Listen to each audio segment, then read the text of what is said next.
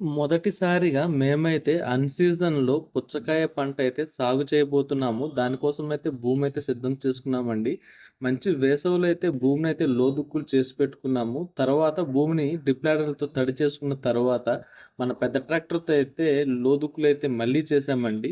తర్వాత రోటావేటర్ ఏసుకొని భూమిలో ఎటువంటి ఎరువులు అయితే వేయకుండానే బోదెలైతే మేమైతే రేస్ చేశాము.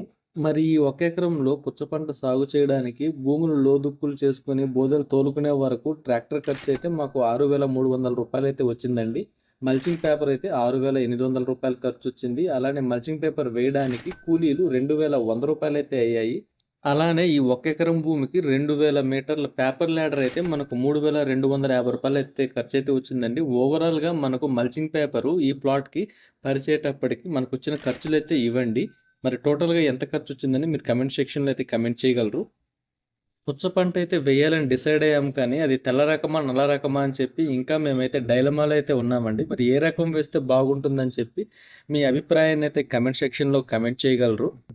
మరి భూమి తయారీ నుండి పంట చేతికి వచ్చే సమయం వరకు మనమైతే ఈ ఒక్క ఎకరం పుచ్చ పంటకు రూ. 60,000 అయితే పెట్టుబడులతో పంటనైతే ముగించాలని చెప్పి మనమైతే ప్లానింగ్ అయితే చేశామండి. మరి చూద్దామండి మరి ఈ పంట మనము ఎంత బడ్జెట్‌లో పూర్తి చేస్తామని చెప్పి మీకైతే వీడియోస్ ద్వారా అందిస్తుంటాను. మరి అటువంటి మరిన్ని వీడియోస్ కోసం అయితే నన్నైతే సపోర్ట్ చేసి లైక్ చేయగలరు.